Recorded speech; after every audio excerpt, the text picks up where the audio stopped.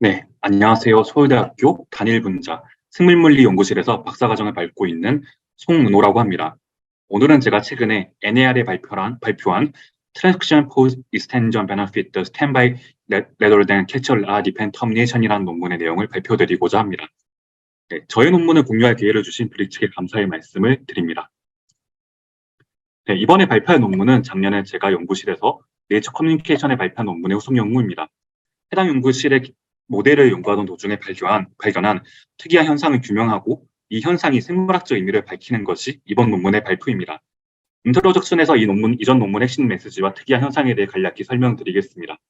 다만 이전 연구 결과에 대해 자세히 궁금하신 분은 이 논문을 직접 찾아보시거나 아니면 작년 제가 그 브릭 웨비나의 영상을 참고해 보시면 좋을 것 같습니다. 유튜브에서는 RNA 전사 종결이라고 치시면 웨비나 영상을 쉽게 찾을 수 있습니다. 먼저 종결인자 로에 대해 설명드리겠습니다. 이름에서 알 수 있듯이 종결인자 로는 RNA 생성 과정을 마무리 짓는 단백질로 그림과 같이 헥사머 구조를 가지게 됩니다. 갖는 헬리케이즈입니다. 교과서를 살펴보면 종결인자 로의 작동 원리에 대해서 그림과 같이 설명되어 있는데요. 간단히 설명드리면 로가 생성되는 RNA 러사이트에 붙은 이후에 ATP를 소모해 가면서 RNA 중화효소를 쫓아갑니다. RNA 중화효소를 따라잡은 이후에는 RNA 중화효소의 작동을 중단시켜서 RNA 생성 과정을 종결시킵니다.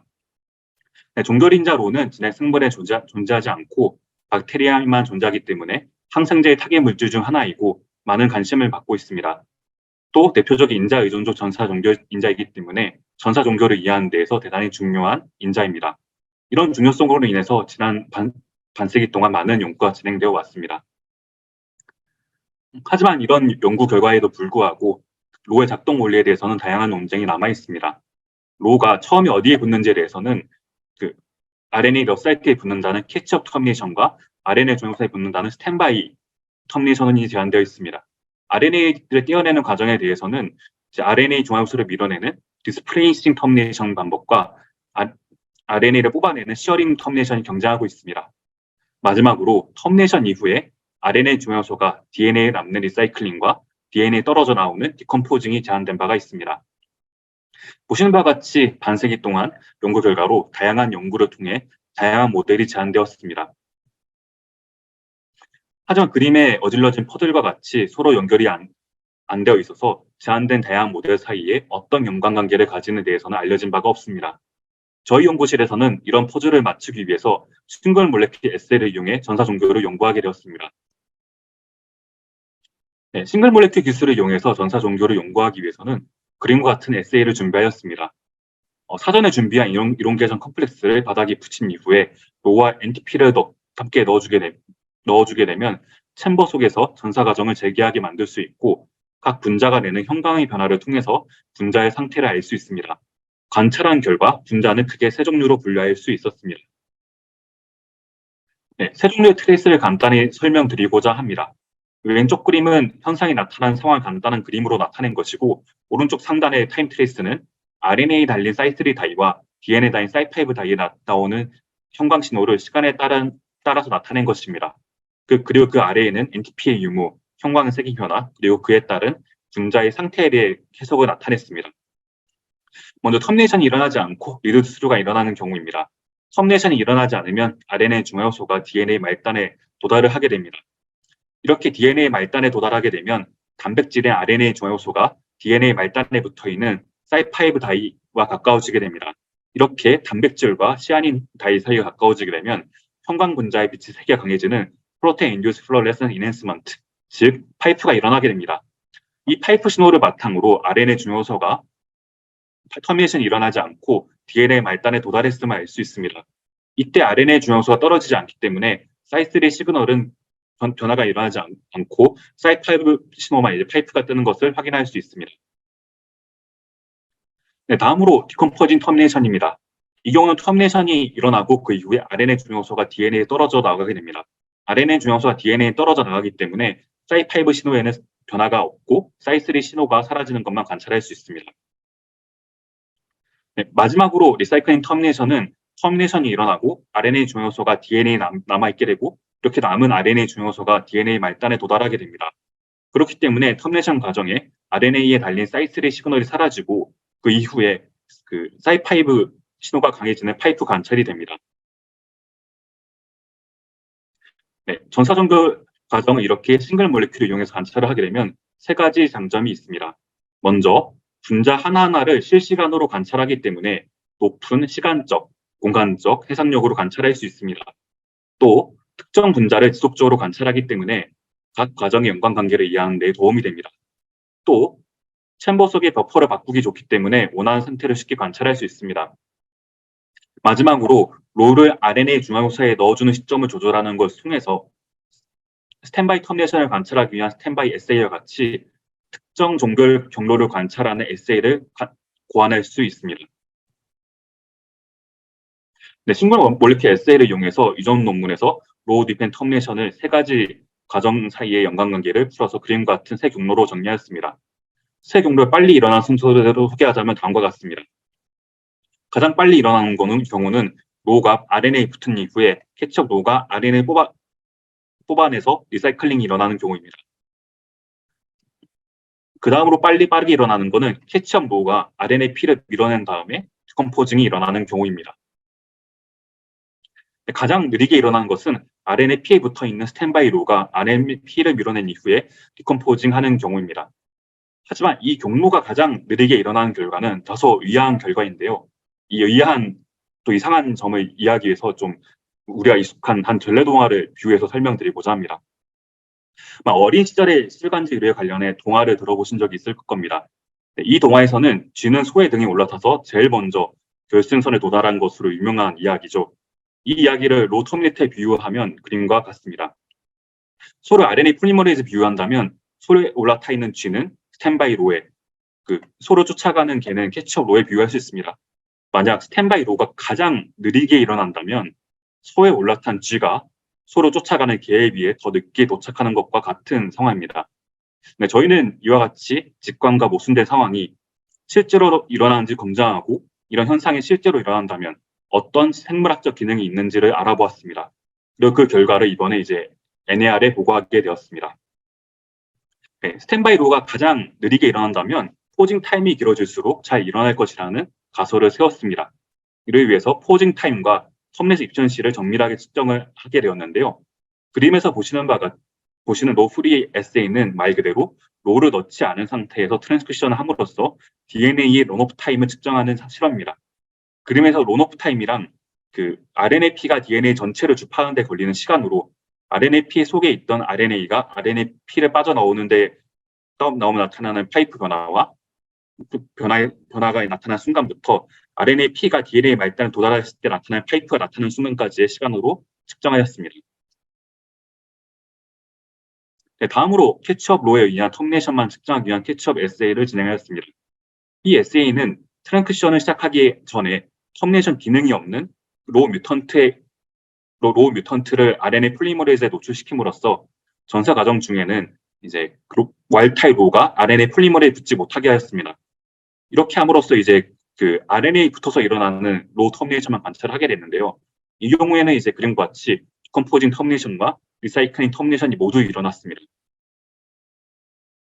다음으로 스탠바이 로에 의한 터미네이션만을 측정하기 위해서 스탠바이 에세이를 진행하였습니다. 이 에세이는 트랜스크리션을 시작하기에 앞서서 와일드타입 로우를 노출시켜가지고 RNA 붙은 로에 의한 터미네이션만 관찰하였습니다.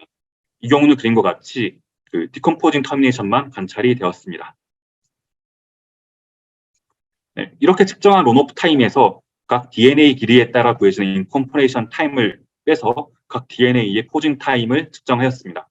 MGTA와 같이 250초로 측정이 되는 경우도 있고 람다 MGTA와 같이 250초로 측정되는 경우도 있고 람다 티아론 같이 가장 느린 93초로 측정이 되는 경우도 존재하였습니다. 네, 이렇게 로우 프리 에세이를 구한 포징 타임과 각 에세이에서 구한 톱넷의 입천시를 그림과 같이 플라트했습니다.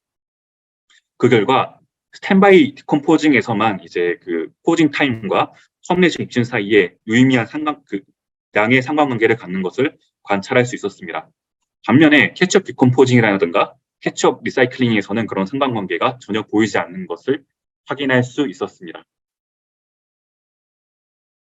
이런 현상이 터미네이션 사이트에서 가까운 그 포징에서 나타나는 걸 확인하기 위해서 그림과 같이 다양한 뮤턴트를 준비하였습니다. 이제 이미 그 포징 타임을 크게 바꾸는 거 알려진 이제 여러 위치에 뮤테이션을 준다든가 이제 다른 터미네이터 그 퓨전 시켜서 만든 샘플을 만든다든가 그 다운스트림과 업스트림 모두에 이제 여러 가지 뮤턴트를 이제 준비를 하고 이제 포징 타임을 그림과 같이 측정을 하였습니다. 그래서 기존 터미네이터와 비슷한 범위의 다양한 이제 그 터미네이션 MGTA의 뮤턴트를 준비를 하고 포징 타임을 측정을 하였습니다. 그리고 각 SA별로 이제 터미네이션 에피션시를 모두 측정을 해가지고 상관관계가 나타나는지를 모두 관찰을 한 결과 이 경우에도 스탠바이 디컴포징에서만 양의 유의미한 양의 상관관계를 갖는 것을 관찰할 수 있었습니다.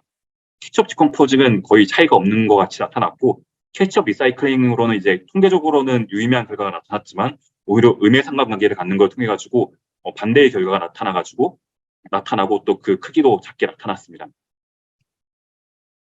네, MGTA 터미네이터의 업스트림에는 러사이트를 품고 있는 그 라이버 스위치 구조가 있습니다. 이 라이버 스위치는 로가 붙을 수 있는 러사이트가 오픈되어 있으면 터미네이션이 잘 일어나는 구조와 러사이트가 낮춰서 터미네이션이 잘 일어나지 않는 구조를 가지게 됩니다. 주변의 리간드인 마그네슘 농도에 따라서 구조가 결정이 되고 이에 따라 로 터미네이터가 조절이 됩니다. 이와 같이 라이버 스위치 구조에 따라서 로 터미네이터가 조절이 되는 경우가 있고 대표적인 경우가 그림과 같은 MGTA와 리피입니다.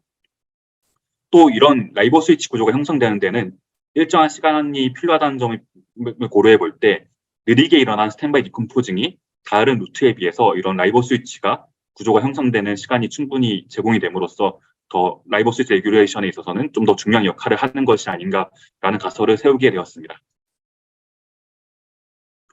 네, 이런 가설을 검증하기 위해서 MGTA와 리피 두 가지 터미네이터에 대해서 리간드 농도에 따른 이제 터미네이션 에피션시를 관측해 보았습니다. 리간드 양이 많아질수록 터미네이션 에피션시가 커져야 네거티브 피드백이 잘 일어나는 것이기 때문에 레귤레이션의 본능의 기능을 잘 일어나는 것이라고 할 수 있습니다. 먼저 MGTA의 경우에는 스탠바이 디컴포징은 그림과 같이 그 리간드 농도가 높아질수록 터미네이션 에피션시가 올라가서 네거티브 피드백이 일어나는 것을 잘 확인할 수 있습니다. 캐치업 디컴포징의 경우에는 이제 저농도에서 다소 조금 레귤레이션 기능이 있지만 보시는 바와 같이 스탠바이 디컴포징에 비해서는 그 양이 적은 것을 알 수 있습니다. 또 캐치업 리사이클링 같은 경우에는 거의 변화가 없는 것을 확인할 수 있습니다. 또 리피아 같은 경우에는 이제 스탠바이 디컴포징에서는 이제 큰 차이를 보이지만 캐치업 디컴포징 오히려 농도가 증가할수록 그 정도가 떨어지는 것을 확인할 수 있었습니다. 이 경우 캐치업 리사이클링 같은 경우에는 큰 변화가 없는 것을 확인할 수 있었습니다. 이와 같이 포징 타임이 영향을 받는 스탠바이 디컴포징이 그 라이버 스위치에 의해 조절이 되는 로 터미네이션에서 중요한 역할을 하는 것을 알 수 있습니다. 네, 앞선 결과를 라이버 스위치가 낮춰서 터미네이션이 일어나기 힘든 경우와 라이버 스위치가 열려서 터미네이션이 일어나기 쉬운 경우로 나누어서 조금 더 명확하게 플러스를 해보았습니다. 앞서 보신 바와 같이 스탠바이 디컴포징이 라이버 스위치 변화에 상대적으로 큰 변화가 나타나는 것을 확인할 수 있습니다. 그 이외의 경로는 상대적으로 변화가 좀 작게 나타나는 것을 확인할 수 있었습니다. 네, 저희가 처음 논문을 낼 때는 여기까지 실험을 하고 서미션을 했는데요.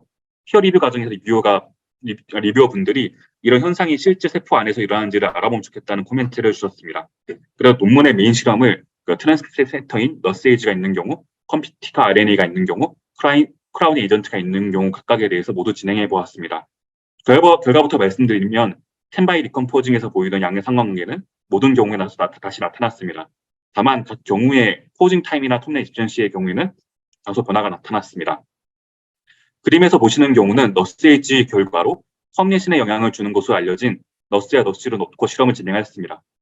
캐치업 리사이클링 경우도 다소 유의미한 어떤 관계가 나타났지만 스탠바이 디컴포징에 비해서는 다소 작은 결과가 나타났습니다.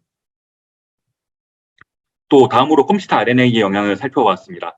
여기서 컴퓨터 RNA는 이퀄라이 토탈 RNA를 넣어주었고 컴퓨터 RNA의 유무에 따른 결과를 살펴보았습니다. 컴퓨터 RNA를 넣은 이유는 세포 안이나 외부에서 유입된 RNA 중 일부가 러사이트에 붙어가지고 로의 바인딩을 방해함으로써 로 터미네이션이 전반적으로 저해될 것이라 예상을 하였습니다. 하지만 이런 예상에 부합하는 경우도 있었지만 오히려 증가하는 경우도 있어가지고 컴퓨터 RNA가 톱레션 입션시에 다양한 방식으로 영향을 주는 것으로 보입니다. 네, 마지막으로 크라우딩 에이전트인 이제 팩 8,000을 넣고 실험을 한 결과입니다. 팩 8,000을 5% 넣은 상태에서 실험을 진행하였고, 예상한 바와 같이 팩 8,000이 있으면 용액이 다소 용액에 크라우딩 에이전트가 있게 되기 때문에 이제 포징 타임이 늘어날 양상을 예상을 했는데 그런 양상에 따라 전반적으로 모든 포징 타임이 길어지게 되었습니다. 이 경우에도 이제 스탠바이 디컴포징에서만 양의 상관관계를 갖는 것을 확인할 수 있었습니다. 트랜스션 팩터, 컴퓨터 RNAs, 크라우딩 에이전트를 넣은 결과 텀레자 입션시와 포징 타임이 모두 변하게 되지만 그 두 가지 사이에 스탠바이 디컴포징에서의 상관관계는 모두 유지되는 것을 확인할 수 있었습니다. 이를 통해서 저희가 발견한 현상이 그러니까 특정한 현상에서만 나타나는 것이 아니고 다소 일반적인 상황에서도 관찰할 수 있는 일반적인 현상임을 확인할 수 있었습니다. 네, 이런 일련의 연구 결과를 라이보 스위치 게이팅으로 정리하였습니다. 먼저 키츠와 라의 경우에는 기존 학설과 달리 포징의 영향을 받지 않았습니다. 하지만 로의 속도가 RNA-P의 속도에 비해 빨라서 애초에 긴 포징이 필요하지 않다는 사실을 고려한다면 이런 결과도 메이크 센스하다고 생각합니다. 또 로가 러 사이트에 먼저 붙어있기 때문에 이제 라이보 스위치의 구조 형성이 잘 안 되어서 라이보 스위치 레귤레이션에 관여하지 않은 것을 확인할 수 있었습니다. 반면 스탠바이 로의 경우에는 가장 느리게 일어나고 포징 타임이 길게 나타납니다. 최근 구조 논문을 고려해 본다면 이러한 결과는 스탠바이 로의 경우에는 터미네이션 직전에 러 사이트로 로가 러 사이트로 트랜스퍼 되어야 하고 이 과정이 타임 리밋한 과정이기 때문에 이런 결과가 나타난 것으로 보고 있습니다. 스탠바이 로의 경우에는 초기에는 로가 러 사이트를 차지하고 있지 않기 때문에 특정한 구조가 만들어질 수 있고 이렇기 때문에 라이보 스위치 레귤레이션에 큰 기능을 한다는 것을 확인할 수 있습니다. 네, 이로 한다고 볼 수 있습니다. 그래서 기존에 로는 이제 포징 타임을 길게 요구하는 걸로 알려져 있었는데 그거는 이제 로가 RNA-P를 쫓아가는다는 이제 기존 통념과 달리 이제 로가 RNA-P에 붙은 로가 러 사이트에 트랜스퍼되는 과정에 좀 더 중요한 기능을 한 것이 아닌가라고 저희는 보고 있습니다. 네, 앞서 말씀드린 바와 같이 저희 연구실에 작년에 발표한 에저 커뮤니케이션 논문에서 로와 관련된 메커니즘 정리를 하였고 이번에 NAI 논문에서 발표한 논문은 이 과정에서 발견한 재미있는 현상을 엄밀하게 검증하고 그 현상의 생물학적 기능을 규명하는 데 의의가 있다고 볼 수 있습니다. 네, 이 연구는 이제 올해 초에 있었던 BPS에서 발표를 했었고 그림에 보시는 바는 이제 당시에 발표했던 프로시딩의 일부에 해당이 됩니다. 제가 최근에 이제 학회 참관기에 이제 BPS 관련된 내용을 좀 적은 게 있는데요. 혹시 관심 있으신 분은 지금 메인에 떠 있기 때문에 참고하시면 좋을 것 같습니다. 네, 이번 연구 결과는 저희 지도 교수님이신 홍성철 교수님 지도 아래 이루어졌습니다. 네, 카이스트의 강창원 교수님 그리고 강지은 교수님의 공동 교수님 조사로 참여하셨고 서현수 교수님 연구실의 팔린다 박사님과 강지은 교수님 연구실의 황승아 학생의 도움으로 진행이 되었습니다. 네, 긴 시간 동안 발표 들어주셔서 감사합니다. 네, 이상으로 발표 마치도록 하겠습니다.